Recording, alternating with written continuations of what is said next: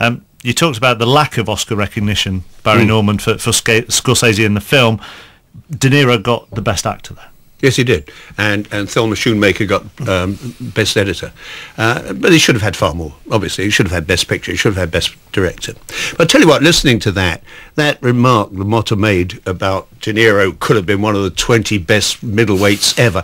I tell you, I would take that remark with enough salt to grit the M1. You know, they always say this. You know, if it's a tennis film, the pro who's coaching the star says, hey, he could beat Nadal any day of the week. And if it's a football film, hey, he could slot it alongside Rooney in the England setup. They do this just to massage the star's ego. And he shouldn't have needed his ego massaging, though, should he, after that performance? I don't think he needs his ego massaged anyway. I think he massages it himself.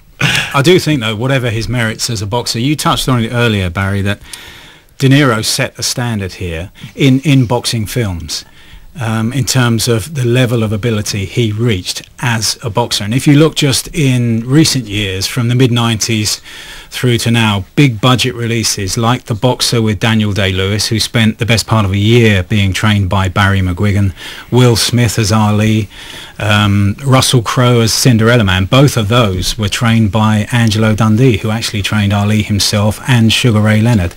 So it was as if De Niro set the trend, set a standard that everybody had to match. If you were going to take on a role of a boxer, of a well-known boxer, then you better do it properly, because you're going to be compared to De Niro and to Raging Bull. And also, yeah, but because he can copy the moves doesn't mean he'd be a good fighter, does it? No. But what I'm saying is, if you look at De Niro in Raging Bull and go back to films before that, when the actors weren't, you know, they didn't necessarily go for a big name actor in the lead role. In films like Body and Soul and Set Up, which are boxing classics, you know, the performances of the lead actors as boxers weren't nearly as strong as De Niro's was.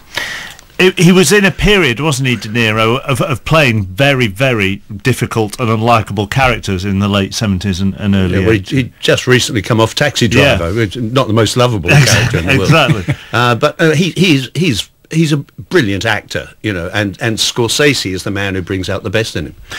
Was it unusual at that time for somebody to put themselves physically through what De Niro did? Not only the getting into shape to be LaMotta in the ring, but the 60 pounds that he put on for the aging LaMotta. I mean, that's unheard of, I think. Everybody was amazed, and genuinely amazed. Nobody had ever done that in the past. They'd have just put some padding under his suit and, you know, stuck some cotton wool in his cheeks to make his face look fat and left it at that. But, I mean, this is the thing about De Niro. He was quite obsessive about the character roles. You know, he threw himself into them, and so if the guy got fat, I'm going to go off and get fat. So he had a lovely time eating pasta all over Italy. At the end of the film, he doesn't look like De Niro, does he? No. I mean, I know he's in character, and you're supposed to have long since forgotten he's De Niro anyway, but it just doesn't look anything like him. Absolutely not. Had anybody taken method acting to the level that he had previously in films? I wouldn't think so. I mean, Daniel Day-Lewis has done it since in movies. I mean, he's another one. You know, if he's supposed to be a lumberjack, he goes off and works as a lumberjack for about a year before he starts on the film. No, I don't think anybody had taken it quite as far as De Niro. And let's face it, what he did was justified, because it shows in the performance. You know, you're not. You know perfectly well you're not looking at a man in a fat suit. You're looking at a fat man in a suit. You know? Do you think that came purely from, I mean, you say how obsessive he was. Do you think that purely came from him, the method acting, or do you think that was a combination of him and Scorsese? Oh, very much the latter, I think, yeah. Yeah, because Scorsese's a perfectionist. Well, we heard from that interview, you know, it's got to be exactly right for him. So if what he's doing has got to be exactly right, then what his actor is doing has got to be exactly right. But I don't think Scorsese would have ordered him to go off and put on 60 pounds, and that would have been over and above the call of duty, I think. How long do you think you'd have to study a boxer to be able to carry yourself? I mean, and not just where your hands are meant to be, but to have the exact look of that boxer around the ring? Well, I think it depends on the athletic ability of the actor concerned. And, you know, I draw that from experiences of being in a gym. When a youngster walks in, you know, one might get it in 5 or 6 weeks and another might take 5 or 6 months. And so it's hard to say. But if you look at that log of De Niro and Russell Crowe and Will Smith and Daniel Day-Lewis, all of them spent the best part of a year perfecting what they had to do. I mean, they were perfecting specific moves and not necessarily trying to build their own kind of flair and talent, but it takes a long time to get it, you know, punch perfect. Barry Norman of Five Live's boxing commentator Mike Costello in the studio with me as we celebrate 30 years since the release of Raging Bull. And you've been over, haven't you, to see Raging Bull himself, Mike? Yes, he lives in New York where he was born, and he's slowing down these days. He's made a lot of money in recent years on the after-dinner circuit, but he's 90 next year. He's mellowing. I went to meet him at his apartment, which is over by the East River, and as the Manhattan morning traffic rumbled outside, he told me his story. I come from a very poor family, poverty, and we used to fight in the streets all the time. We used to run around stealing the things and breaking bulbs and doing all kinds of things. And very little money, hungry, cold, but it didn't seem any different. I thought it was a natural thing. Because everybody around you was the same. Right. I tell you the truth, I had more fun when I was poor than when I had made money. So when you turned professional, how soon after turning professional did you realise that you would have to deal with the mob to get on? Certain things, you get a chance to fight for the title, I had to make a deal. So you had to make a deal, and your deal was with Billy Fox in 1947. You had to agree to take a dive. I agreed to lose the fight purposely. Because you so desperately wanted a chance to win the title. I had everything I wanted. I was a crown champ for 5 years. Nobody wanted to fight me. And when I finally got a chance to fight for the title, I was grateful. I finally got something that I wanted all my life. I hate to talk about that part of my life, because it wasn't the right thing to do. But if I had to do it all over again, I think I might have done the same thing. Did you enjoy hurting your opponents, or was it enough to win? There's no such thing as enjoy hurting. It's occupational hazard. That's the way it was. You accepted it. You hit me, I hit you, and it made the best man win. Kill or get killed. It was either me or him, so I survived because I was always the underdog.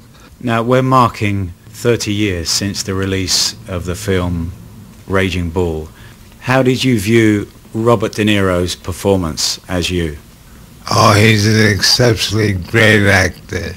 There's very few guys that could have done what he did. We boxed over 1,000 rounds together. He did a lot of things to reach that level of endurance. Do you think he could have made it as a professional boxer? I think he could have fought professional. He might not have become champion, but he would be up there with the winners. And he was more like me than I was myself. He became me. What did you make of the fight scenes in the film? Did you think they were realistic? No question about it.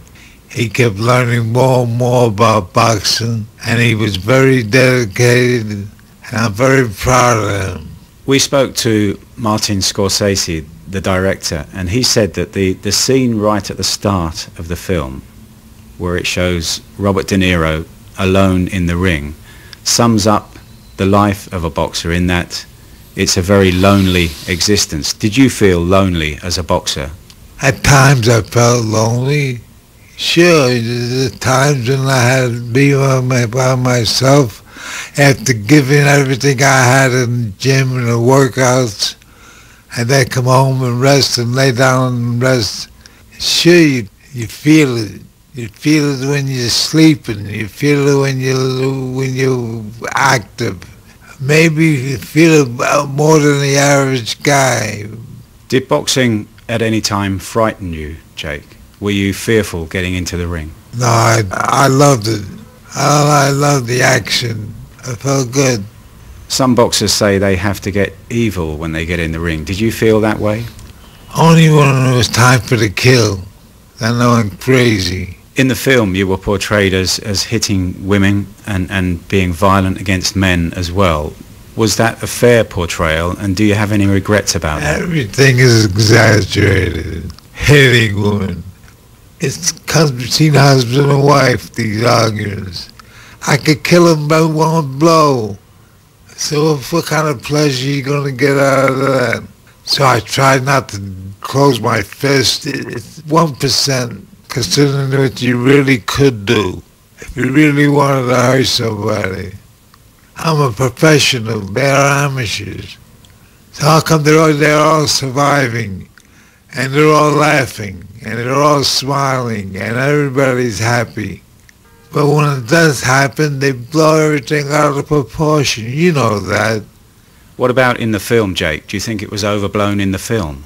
For the sake of the film, it was perfect, because it turned out to be one of the greatest movies of all times.